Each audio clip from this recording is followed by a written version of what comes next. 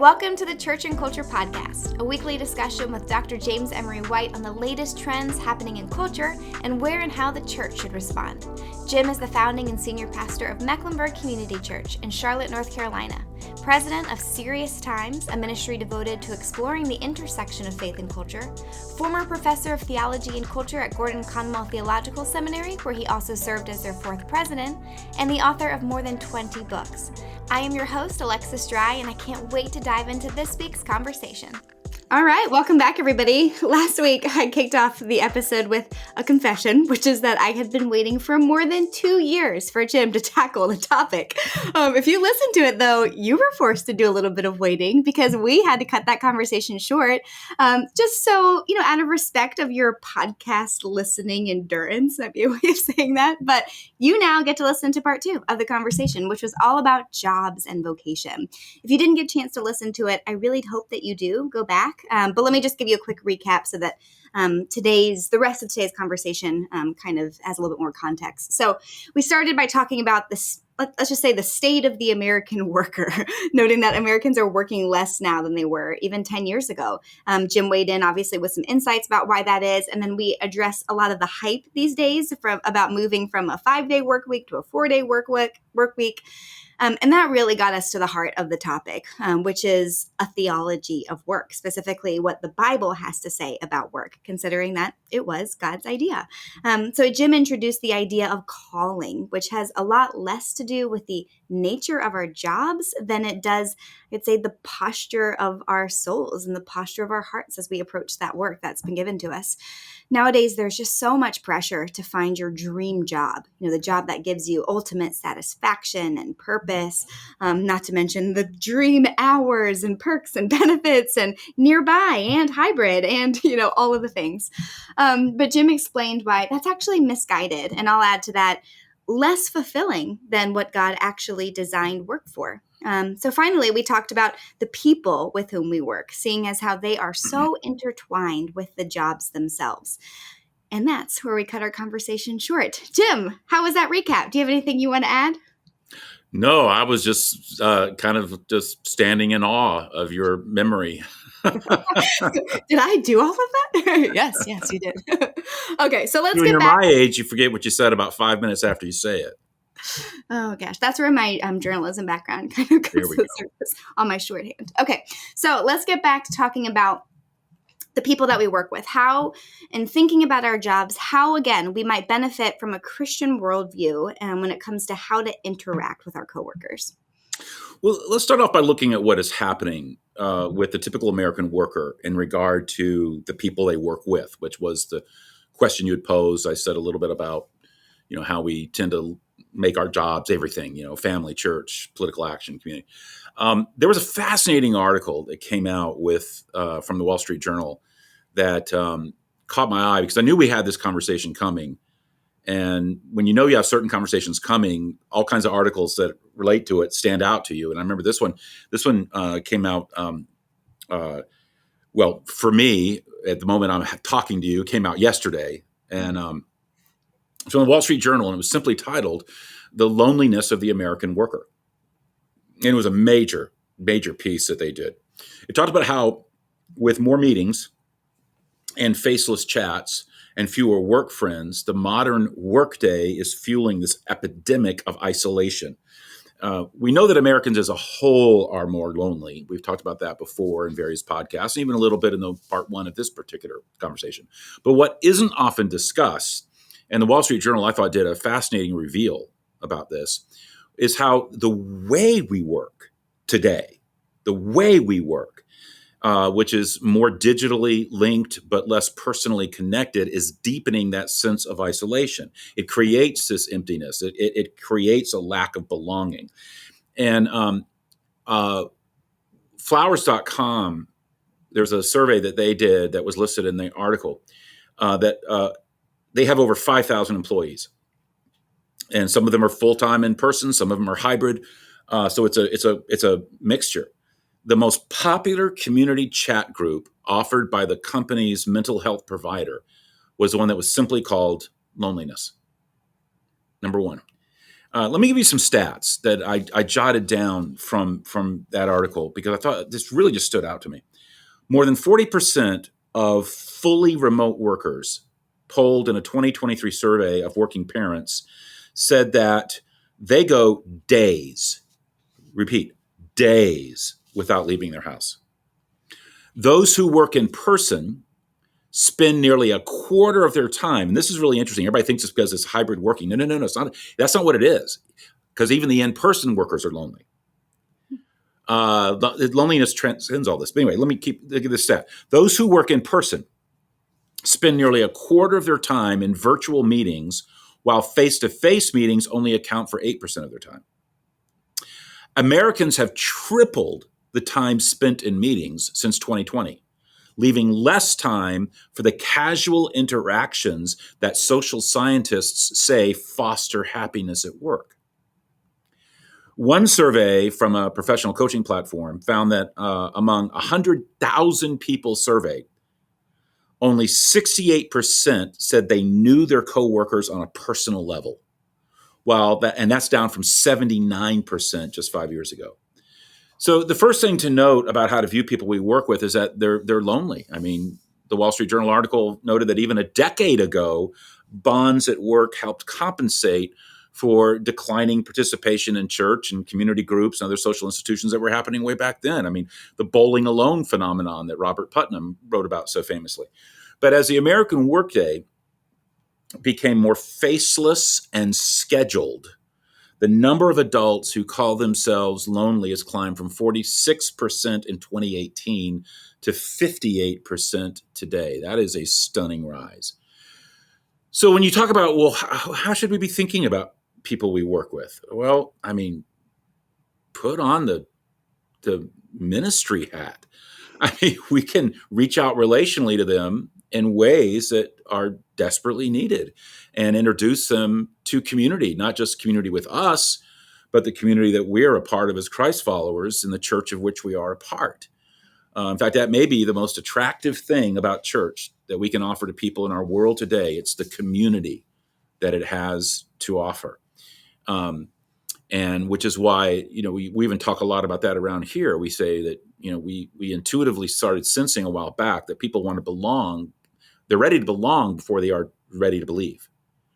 And so, well, let's work with that. Let's run with that.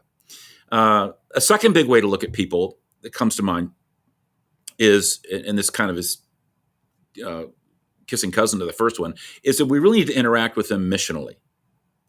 Not just relationally, but missionally in the context of the relationship.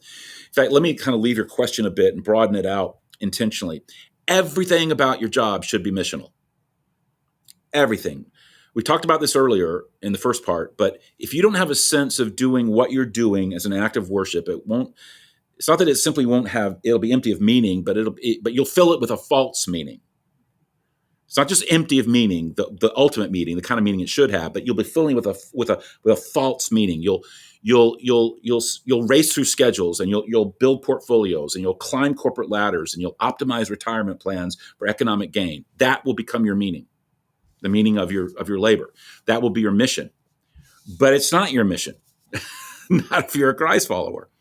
That's not what answering the call and offering your investment of labor as worship is about. They can be side effects or benefits, and it's not that you don't want to be street smart about them. And Scripture makes it clear that the laborer deserves what he or she earns, but that's not the mission. That's not the primary mission. That's more of a shadow mission. A shadow mission is what you chase after instead of your true mission. So what's the true mission? Well, let's say you're an artist of some type or another, and your calling is to offer your vocational investment in the arts to God as an act of worship. But that won't be something private. That won't be something internal. It will mean thinking and acting Christianly as an artist, and have thinking and acting Christianly as the ultimate goal. The same is true of those in sales or marketing or engineering or teaching or real estate. Christians fueled by a profound sense of calling will revolutionize and reform the fabric of daily life and radically challenge the lives with whom they interact. Which means that whatever we do vocationally, is to be elevated to the level of not only worship, but mission, true mission, to do whatever it is you do Christianly and for Christ. So it's not simply about being a Christian journalist. It's about doing journalism Christianly. It's not simply about being a Christian urban planner, but doing urban planning Christianly. It's not simply about being a Christian architect, but doing architecture Christianly. It's not simply about being a Christian banker, but doing banking and finance Christianly. And on it goes. And then letting the world feel the weight of who you are as you are doing it, and you're pursuing that kind of a mission with that kind of depth. I remember I once saw an interview of a woman who was in the fashion industry, and she was reflecting on what it meant to be a Christian, a Christ follower in the fashion industry. And she was asked, so what are some of the questions, that you wrestle with as a Christian in the fashion industry? And I thought her answers were just so insightful and showing, okay, this is somebody who gets it. She said, well, I'm in an industry that is based on cutthroat practices. So as a Christian, I'm constantly thinking, how do I change the culture of my organization? Then she said, I also ask myself, how do I pursue advertising that's based on something other than lust or greed? And then finally, she said, I also wrestle with how can I treat models? Remember, she's in the fashion industry. How do I treat models as more than just objects, but as people who are made in the image of God? And how do I add value to their life? And, that's someone who is doing the fashion industry Christianly. See, it really isn't just a matter of what you do. It's not just a job. It's not just a paycheck. It's your post. It's your mission. It's how you're affecting the world as salt and light. It's where you're making the world and those around more like Jesus. It's where you're fleshing that out. So are you merely a real estate agent? Well, God forbid. You should be a servant in the mission of housing and safety and security and impacting every person you serve with the aroma of Jesus that makes them ask, what do you have that I don't have? Are you merely a doctor? God forbid. You should be trying to relieve suffering and bring healing to this world and bringing Christ to bear on the world in every conceivable way through the practice of medicine, particularly when you're often interacting with people at their most vulnerable moments. Are you just a lawyer? Again, God forbid. You're trying to work for God's justice and to break out on this planet. And then to have your integrity and deep spiritual life break out in an almost invasive way in the lives of people. And again, beyond everything else, you're the mission within the mission, the heart of it is to, in whatever you're doing and how you're doing it, is also having it result in sharing your faith in Jesus and seeing other people become sharers of your faith in Jesus. So there's the whole evangelistic edge to this as well. I remember a fascinating book for me on more than one level was Savannah Guthrie's book called What God Mostly Does. Many people know Savannah Guthrie is co-host of the Today Show, well-known celebrity figure in journalism. And I loved her book because she talks about what it means, in it to try to be the aroma of Christ in modern day journalism and television. But also you could tell, and I wrote about this in one of my blogs where I was actually recommending her book, is that it was so clear that she was writing this book for the people she works with, that in ways that they would understand it. A very secular, hard-nosed, cutthroat, irreligious, secular, and here she was in the midst of that, and one of the most successful people in that realm. And she was writing a book for them about Jesus. And it was wonderful. Well, and I would say last 5% of that, which this could be its own podcast episode in and of itself. But again, because I know so many of our listeners also tend to work in ministry, that I would even add to your list of doing your church work Christianly, doing your Christian work Christianly, because you talk to us as staff so often about not making the mistake of confusing the spiritual nature of our work with, our soul's condition as we approach it. So I think, just because those of us, some of our listeners who might have a a job that's a little bit more spiritual in nature, they shouldn't take for granted that they have that same responsibility of, chasing it or pursuing it with the calling that you've described. Please let me riff on that. Yeah. One of the things that we talk about is we talk a lot as a team about how, being in ministry can be hazardous to your soul, and how you can confuse doing ministry with a relationship with Jesus, and how you can take how other people view you spiritually as the true state of your soul, or you can take public prayer as a substitute for private prayer, or preparing a message or a talk or a class and saying, well, that was my devotional time with scripture or whatever. But I also feel like, and again, I don't want to be the cynic here, but I've just been around a lot of people that are in vocational ministry, and I feel like, okay, this is a job for you, isn't it? I don't sense a calling here. I sense you're climbing your own little ladder. It may not be Boeing or IBM, but you're it's just got a candle on either side of it, your ladder, and you're just trying to climb it for something. Or people who plant churches or that are just wanting it to be a way to have a crowd that they can speak to every week that they desire, or to get fame or fortune or likes and followers, and speak at a conference or write a book or pose and make a lot of money or something. I don't know. They want to be a celebrity person, all of which I personally find very revolting.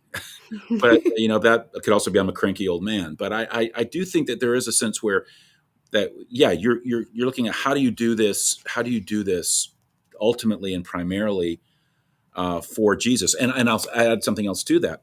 All these things that we're talking about that need to be happening with people at work,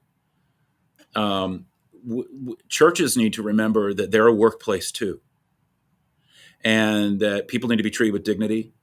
You need to foster community. You need to build relationships.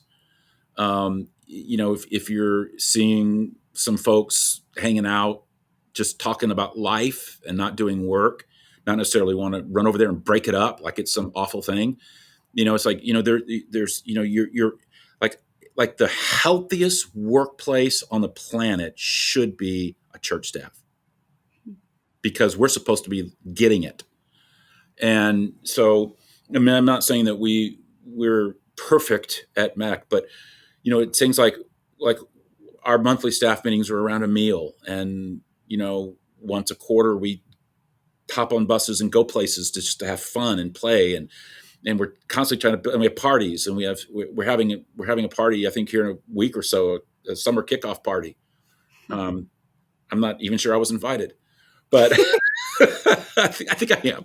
But it's things like that where again, I would say to pastors and leaders of Christian organizations, don't forget you're a job too. You've got a workplace too. All of this applies to us in Overdrive. Yeah. I'm glad you talked about that. All right. Well, finally, let's talk about the balance between work and rest, because as we've noted, that's not something that Americans seem to have figured out very well. Is there a biblical perspective on rest that might inform how we think about work and what we should do when we're not working? No, you know the answer to that. I do. Of course there is. Let me get at it though this way. Most of us are familiar with the term workaholic. It was coined. The origin of that term, coined by a guy named Dr. Wayne Oates in 1968 in an article he wrote for a psychology journal.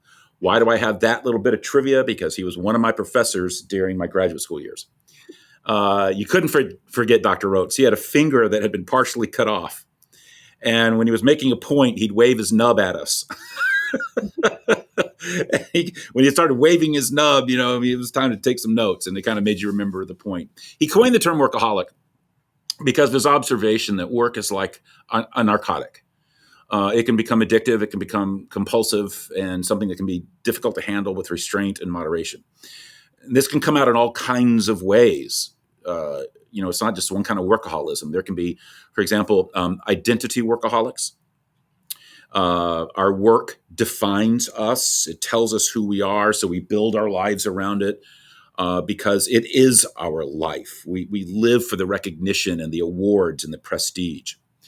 Some of us are perfectionist workaholics. We put in the long hours because something within us has to make everything perfect. We can't stand anything less. Some of us are approval workaholics. We work and work and work and work because we're afraid of saying no to anybody's request for our time and energy. We're pleasers. So we stay late and work through the weekend because we don't want to disappoint. Some of us are situational workaholics. We tell ourselves that the long hours are only temporary. It's just this season. It'll soon pass, but then there's always another situation. There's always another crisis. There's always another season. And they say that their whole life and it never ends. So, every night the laptop comes home and the briefcase is full. Some of us are escapist workaholics. This is one that's not often talked about. Workaholics because we don't want to have to face what is outside of work. Or what awaits us at home, such as a troubled marriage or just crazy, chaotic kids.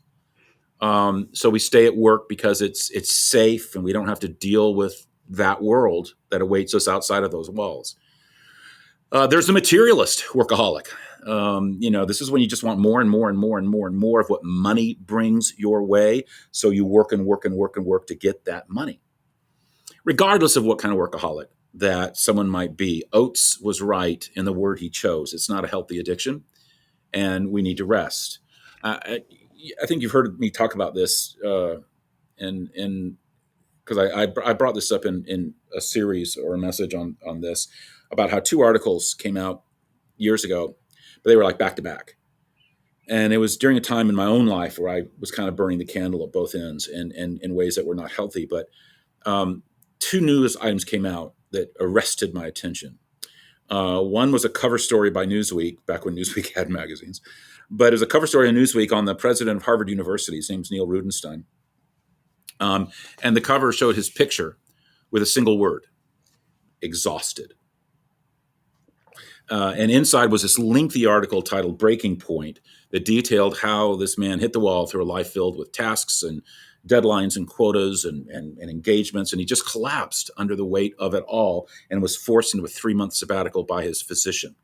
The second article came out just days later. It was on Mike Krzyzewski, the former, now retired coach of Duke basketball. And it was how he left his position of the Duke basketball team. A lot of people don't remember that this happened back in the 90s. He left Duke for a while, and he pointed to a bulging disc in his back, but the article was an ESPN interview with him, but he said he said, I'll be honest with you, it really wasn't the bulging disc. It was about a bulging life. He looked around and he said he saw that the daughter that he thought was 8 was now 12. When did she turn 12? Where did those 4 years go? His marriage was suffering, he said. His life had become saturated with activity to the point that it had begun to fall apart. Now, there's a simple antidote to this taking hold of a life. At least it's something that should be part of the antidote. And I think biblically it's the heart of the antidote in many ways. Something that God calls us to have built into the very fabric of our life. And it is rest. And in fact, this is so important. A formal, regular period of rest was one of the 10 Commandments given to Moses. We forget about the 10 Commandments. We think about them as being prohibitions. They really were like God's top 10 list for how to do life successfully and how to stay out of a ditch and how to, live it optimally. And number 4 on that list was remember the Sabbath day by keeping it holy. 6 days you shall labor and do all your work, but the 7th day is a Sabbath. Now, to get a handle on what God was after with that, let's define some terms. First, Sabbath. The word Sabbath doesn't mean Saturday. It doesn't mean Sunday or even the act of worship or gathering together with other Christians. It literally means stop.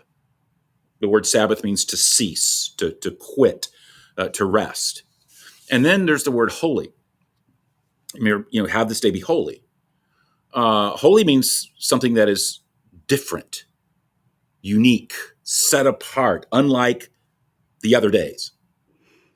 Something that is not like other things, or in this case, other times. So the 4th commandment is pretty clear. There are to be days that are not like work days. That's the simplest understanding of the fourth commandment. There are to be days not like your work days. They are to be radically different. They are to be the opposite of that kind of structured, focused labor. They are to be Sabbaths, days where you stop and you rest and you give that time over to serve both you and your relationship with God and your relationship with your, closest family. In fact, the tie between the wisdom and truth of the fourth commandment and the need to take extended rest from time to time has led to the creation of words that we still use to this day. I just don't think we remember where they came from. For example, when we take a long break from work, what is it called? A sabbatical, built off the word Sabbath. When to this day, when we say it's a holiday, holy day, going back to have a day that is holy. So we, all of this is just deeply rooted in the scriptures. We need to take those rests. We need to take those Sabbaths. It's a command. So let's spell this out. Here's what, which we probably need to do. Here's what no work means. I mean, I've often had fun with people, because when I sense that they're dealing with workaholism, and when I'm trying to wave my nub at them, to make my point, because really you just have to spell it out with people. Hey, it means you don't. It means you don't work most of the day and just take a 2-hour break. That's not what a Sabbath is. It means, you don't bring a stack full of books about your job to read to the beach. It means you don't use the time to plan out another year's worth of work. It means you don't sit by the pool reading emails, work-related emails. It means you don't take calls and you don't respond to emails. It means you don't leave extensive information on how you can be reached and to tell everyone to, by all means, call you if they need to. When the Bible says to take time to rest, it means take time to rest. There has to be a real stoppage, a real cessation, else it isn't a rest and it won't do for you what you need. I love how one author I read put it. He said, eat food you love to eat. He was describing a Sabbath. Eat food you love to eat. Listen to music that moves your soul. Play a sport that stretches and challenges you. Read books that refresh your spirit. Wear clothes that make you happy. Surround yourself with beauty. And as you do these things, give thanks to God for his wonderful goodness. That's a Sabbath, and it's just as important as our work. In fact, without it, our work will become impoverished, as will we. And again, how you do this, how you structure it is different for everybody. I mean, you and I tend to have our Sabbaths, or at least I do, I think, on Fridays, because that's a day off for me. One of my labor days is Sunday. So, you just have to actively protect that time. And I've in trying to mentor our staff on these kinds of things, I've said, hey, look, I'll tell you exactly what I did when somebody would want to meet with me on a Friday. Hey, can we have breakfast? Can we do lunch? Or can we have this meeting here or whatever? I would say, I can't. I have a commitment. And they say, oh, shucks, what about the next Friday? Well, I do. I have a commitment. That's not going to work. And, it didn't matter how far they went down or what time of day. I always had a commitment. And the commitment was to my family and to that Sabbath day. And so it wasn't, I wasn't lying, but wasn't, I didn't elaborate either. I just said, and then, and I found that was actually a pretty good response. Most people just go, oh, okay. Because not many people are kind of rude and say, oh, what's your commitment? Well, then I would say, well, that's none of your business. But I have one and it's pretty firm. So I do think that it's very important to take this and to protect it and to be extremely intentional. But I had a guy very influential in my life, in terms of my spiritual life, many years ago, talked about how you need multiple sabbaticals in your life. And he talked about, trying to have like maybe a kind of like a daily retreat with God, which, we often will call our daily devotions or a quiet time or something like that, but he called it a daily retreat. And then a weekly Sabbath of some sorts, a monthly, more extended, maybe 12, 18-hour getaway, and then some type of annual larger cessation. And I have followed something like that pattern in my life. Depending upon the season of life, sometimes it looked a little bit differently. As a father of four that were all, 18 to 24 months apart, which I know you know nothing about. And but it's that kind of sabbatical pattern has been very, very helpful. And I was having a conversation with a young pastor the other day, and I was very blunt with him, and I am blunt with a lot of people. I was home every night for dinner. I took those Fridays, and MEC would have been a lot bigger than it is had I sacrificed my family or those sabbatical times, for the sake of the work, the calling. And I think before anybody says, "Oh, I can't believe that with you as a pastor," I said, "No, that's purely God's direction. It's exactly what I was supposed to do." And so yeah. Mm-hmm. Yeah. Well, of all of the conversations to have two parts, I'm so glad it was this one that I waited for a while to have. So thank you so much for, I think I said, taking the bait and doing this with me. But I do hope, you mentioned in part one that it's just not talked about enough. When was the last time you heard a series about this? So if you're in ministry and you're listening to this, I hope you take that bait too and find ways to be within your own church or ministry context to do that. But yeah, thank you, Jim. Thank you guys for sticking with us these 2 weeks, and we'll have a brand new topic for you next week. Thanks.